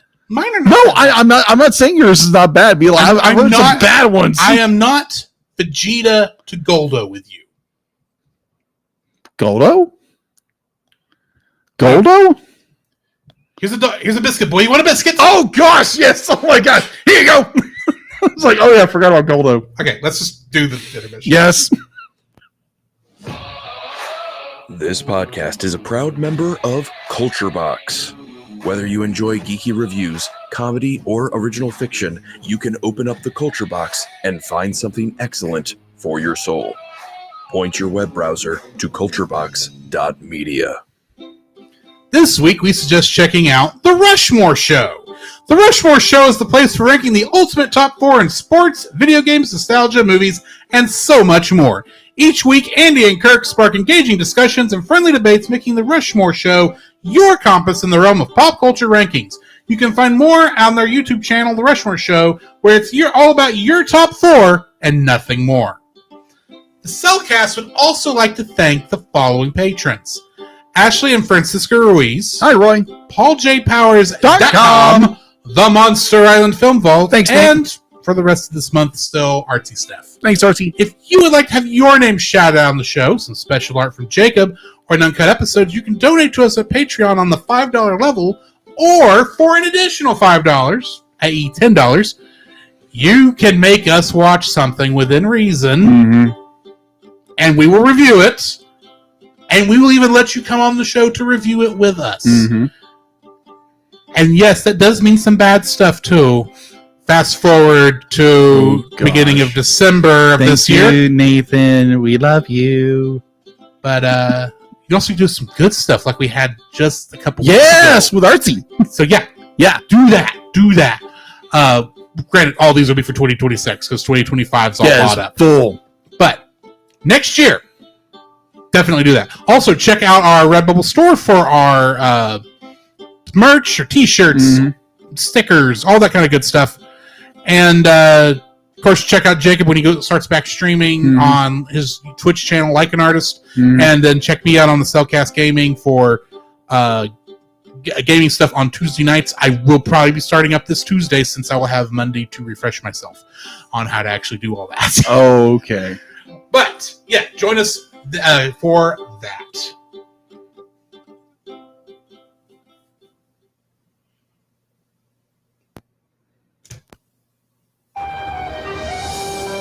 I am vengeance. I am the night. I am. Foxman. There is a song that the book sings. Foxman. I couldn't think of anything else. Could be worse. Could be Squirrel Girl. She's at least unbeatable. Apparently. Oh my word. Okay, so I gotta say, Bobo says something in the chat. That he'll bring us a pain worse than Rhapsody Street Kids believe in Santa. Oh, really? He's tried. Yeah, you tried. We had to back off of it because at the time we did not want another bad movie going into bad movie month. Yeah, that's true. But next year, if you want to bring something, Bobo, we we're might, more than welcome to within reason. And I will say that one you tried to give us before. Oh gosh, while we may not do that as a review, maybe a Patreon special, maybe, or at least a reaction to it. Yes, maybe, just maybe. I don't know. Batman the Animated Series, The Demon's Quest, Parts 1 and 2. Yes. Production Episode 60, Broadcast 57, and Production Episode 61, Broadcast Episode 58. First aired on May the 3rd, 1993, and May the 4th, 1993. So, yes, the second one was on Star Wars Day. Before Star Wars Day was a thing on the internet. Yes. It was directed by, both episodes were directed by Kevin Altieri, and they were written by Dennis O'Neil and Len Wein. Dennis O'Neil, famous director, famous writer from DC. When Robin is mysteriously abducted from his college campus, Batman begins a fruitless search until he is astounded by the sudden appearance in the Batcave of Ra's al Ghul. Ra's al Ghul. Depends on who you talk to. Exactly. Ra's quickly reveals that his daughter Talia, aka Damien's mother, who's not born yet. Oh my gosh, they brought him in the animated series to be a train wreck. Has been abducted under circumstances similar to Robin's, suggesting that the same persons are responsible. So begins an uneasy truce between the Batman and the Demon. After learning the secret of Ra's al Ghul's immortality, Batman and Robin escape from a death trap and follow the only clue they have to stop Ra's plans, the word Orpheus. After discovering that Orpheus is Ra's private satellite that will orbit over the Sahara, the duo travel to the Demon's desert stronghold. There, Batman learns that the satellite is actually a weapon which will explosively destroy all the Lazarus pits simultaneously throughout the world, changing the ecosystem and returning Earth to its original natural state. Jeez. Talk about your eco-terrorists on steroids. Yeah. Trivia for this episode. This episode is a close adaptation of the story from Batman with Robin the Teen Wonder, Volume 1, number 232, from June 1971, titled Daughter of the Demon, the first appearance of Ra's al Ghul in the Batman comics. Both this episode and the comic are written by Denny O'Neil, and the comic featured art by Neil Adams and Dick Giordano? My apologies. Yeah, Dick. Yeah, I think you're right. In this episode, we see the address of Wayne Manor is given as 1007 Mountain Drive, Gotham. That makes sense. We still don't know what state. Yeah, well, it's Gotham. This two-part episode doesn't feature a title card directly after the opening credits like most do. Instead, going straight to Robin's kidnapping. I love that. So good. The beginning of the second episode, where rejuvenated and insane Ra's al Ghul rises back to life from the Lazarus Pit, is taken from the ending of Batman Volume 1, number 243, from August 1972 titled The Lazarus Pit. However, the rest of the episode is primarily an adaptation of the story from Batman Volume 1, number 244, from September 1972, titled The Demon Lives Again. Nice. Both stories written by Denny O'Neil with art by Neil Adams and Dick Giordano. Same team. Yes. I love Neil Adams. This episode's teleplay was done by Len Wein with a story by Denny O'Neil. And Wayne and O'Neil originally wrote the comic story from Batman Volume 1, number 244, Demon Lives Again, which is what this episode is mostly adapted from. So basically I just said the same thing again. Yes. So, what are your thoughts on this episode? Or these episodes? These episodes. These, oh my gosh, you get into Ra's al Ghul, it's like, oh my gosh, yes. You get into probably one of the best villains for the Dark Knight himself, the detective, as Ra's loves to call him. I absolutely adore these two episodes. It starts off with no title cards. It's literally Robin trying to sneak back into the Wayne Manor with like old school rain design on the screen. I love that. I was like, oh my gosh. But you get like amazing shadowing. You get like Robin gets taken out by a guy in a horse mask, which you know immediately that's Ra's al Ghul. But at the same time, it's like, oh my gosh, this is so good. It'd be like he figures out who Bruce Wayne is. He figures out, oh, he's Batman. He figures out how to get in the cave. It's like, how? Because he's Ra's al Ghul. He's over 600 years old. He's an old fart. There's a reason why in the Christopher Nolan films they had him be the one who trained Batman. Yeah, that's true. That makes sense. I'd be like it's like, dang, that's good. Oh my gosh. But yeah, the entire episode, it's so good. You have Batman and oh crap. What is Ra's his henchman is always by his side. What's his Abu? Yeah, Abu. That's it. Yeah, it's Abu. Yeah, I think it is Abu. But we're gonna go Abu for the moment. But Abu and Batman's little tuffle in the first act is where Abu doesn't be like, it's like Ra's has all the respect. You do not walk with him. You do not do this. You do this, and it's like, okay, that's one. And it's just like, it's so freaking well done. Be like obviously from our perspective, Ubu. Okay, Ubu, not Abu. Ubu. Yeah, Ubu. I love the banter between these two characters. I love it. I love the fact that be like, as an audience, maybe like as a younger audience, you didn't catch it, but as an adult, as an observant adult, I'm pretty sure some kids caught it really fast. I did it when I was a kid, but I was like, oh, okay, that's what's going on. Because Abu does this, but he doesn't do this when they get to the pyramid, what I'm going to call it, because it looks like a pyramid. And it's like, okay, that makes sense. I was like, yeah, like, Batman, why are you doing this? It's like, oh, I do this the entire time. It's like, okay, well played.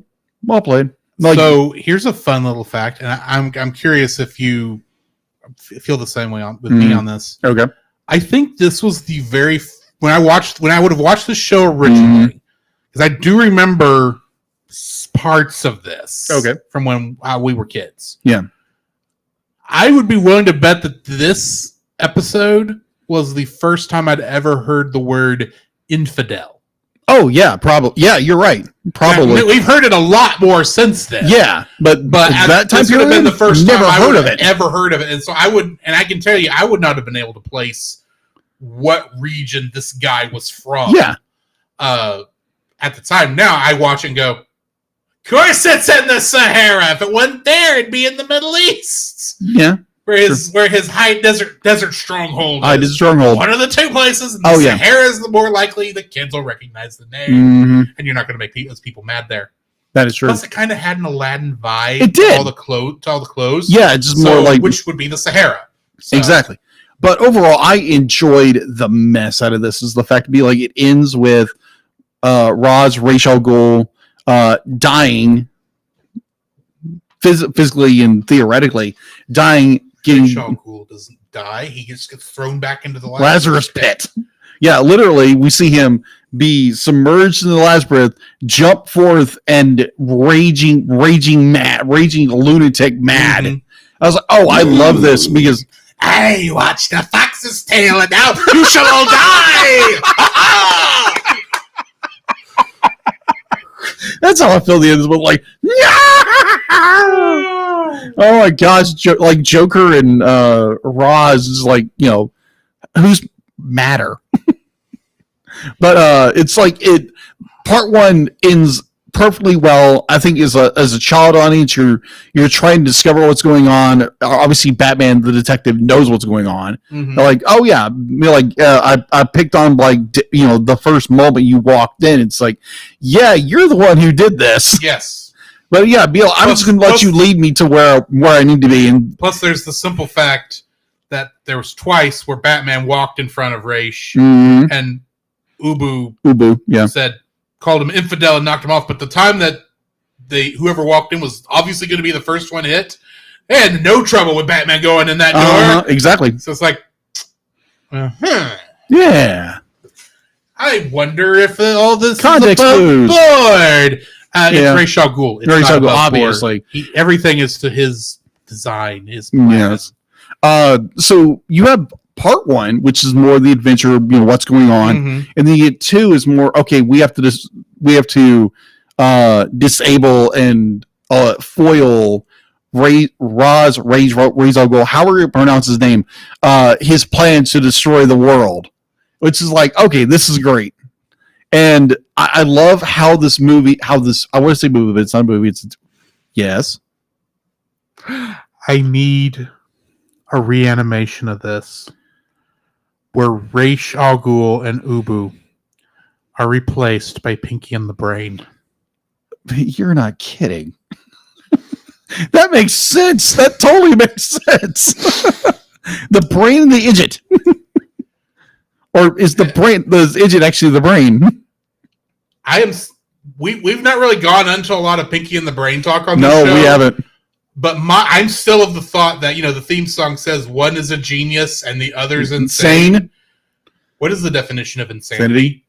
You do things over and over and over again. Expecting a different result. Exactly. And who is the brain? Who's the one who keeps trying to take over the world? Obviously. The brain. Yes. And Pinky's just having fun. So, that being said, Pinky does break your heart in the Christmas episodes. Ah, gotcha. When he writes his letter to Santa. I think I remember that. That was kind of touching. But these two episodes are just gold. Mm-hmm. Be like it is a palate cleanser for the soul when you watch A Fox's Tale, and that's not a joke. This was a breath of fresh air, and to yeah. So these are milestones in the animated series. Yes, to me, they're wonderful. They're fantastic. They give this nuance of just like who's in control, what kind of power does Ra's really have, and the fact to be like he falls into the Lazarus pit when we know if someone who is healthy they're going to die. That's what we're told. That's what we're told. And I don't know what the official rule in the comics continuity is. So if that's true in the comics continuity, fair enough. Yeah, fair enough. But what I'm looking, and it must be somewhat true because that's Raish's entire plan. Yeah, it is. Is to spill all of the Lazarus stuff out, which would kill all the humans, right? So they quit polluting, basically. Right. So it must be somewhat true, but at the same time, did the impact into the chemicals kill Ra's, and that's why he was then brought back to life? Because of how far he fell?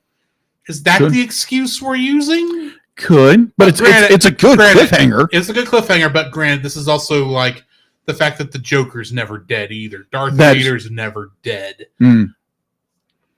The Darth Vader is dead, but you know what I mean. Yes. It's the whole idea of you can't kill him. Don't think about that. He's going to come back. Of course.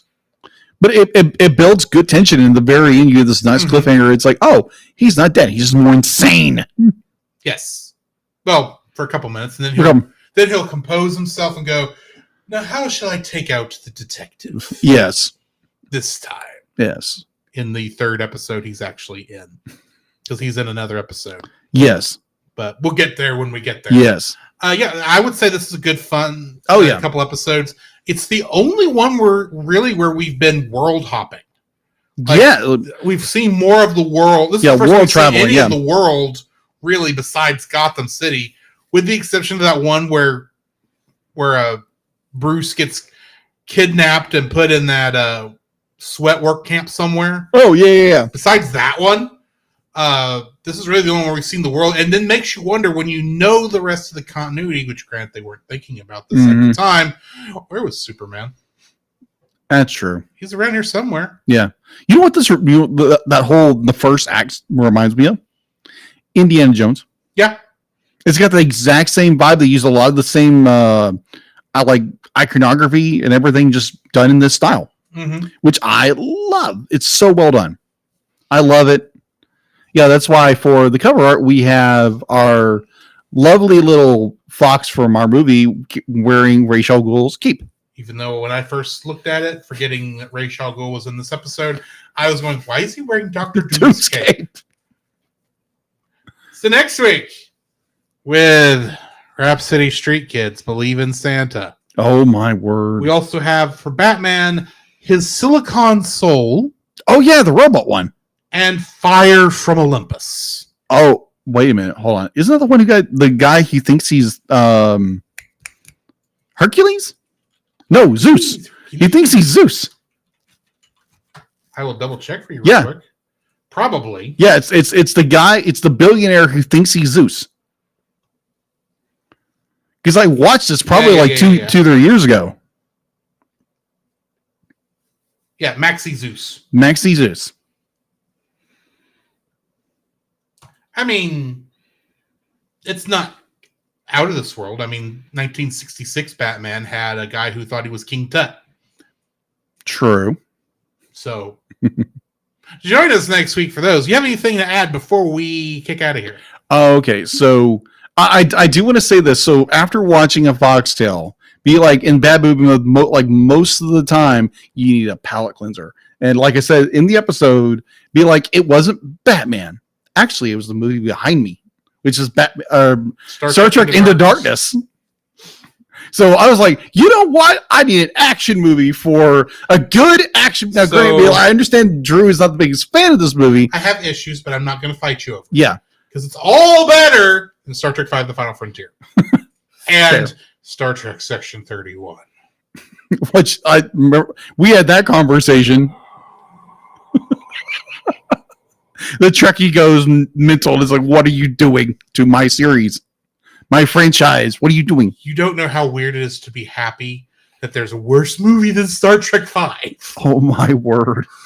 That this movie you weren't looking forward to seeing because you don't like the series it came from is worse than Star Trek V. It's like, well, we think the fan... Because there's been a small fight in the last couple of years about what's actually worse, Star Trek V or Star Trek Insurrection. Yeah. I don't think it matters anymore. Section 31's worse than both. Oh, I would say Star Trek Insurrection was at least interesting in some cases. That's fair. Yeah. I am of the thought that 5 is worse than Insurrection, but Insurrection is down there because especially from someone who knows the characters pretty well. But there's also some funny parts in it too. So, not to get off into that tangent. Like we don't get tangents anyway. Right. So join us next week for bad animation and but robots and gods and Santa Claus. And in the meantime, this has been Drew. This is Jacob. And we'll catch you in the next frame. To follow Jacob and Drew's individual internet exploits, check out the Linktree links in the show notes. You can email us at thecellcastpodcast@gmail.com. Follow us on Twitter or X at @cast_cell. Follow our Facebook page, The Cellcast Podcast, and join our Facebook group, The Cell Nation, our YouTube channel, Cellcast, and our Rumble channel, The Cellcast Gaming. You can join us every Friday night at 7 p.m. Central for our live recordings of our episodes on Twitch, Facebook, YouTube, and Rumble. You can also join Drew on those same streaming channels on Tuesday nights at 8 p.m. Central for gaming streams. You can listen to our podcast on Apple Podcasts, Spotify, or anywhere else fine podcasts can be downloaded from. Please rate and review us where you found us. Our theme song is Drop and Roll by Silent Partner. Our bad movie theme is It's Party Time by Gregory Snegoff, with additional audio from the film Titanic: The Legend Goes On. And remember, that's Cell with a single L.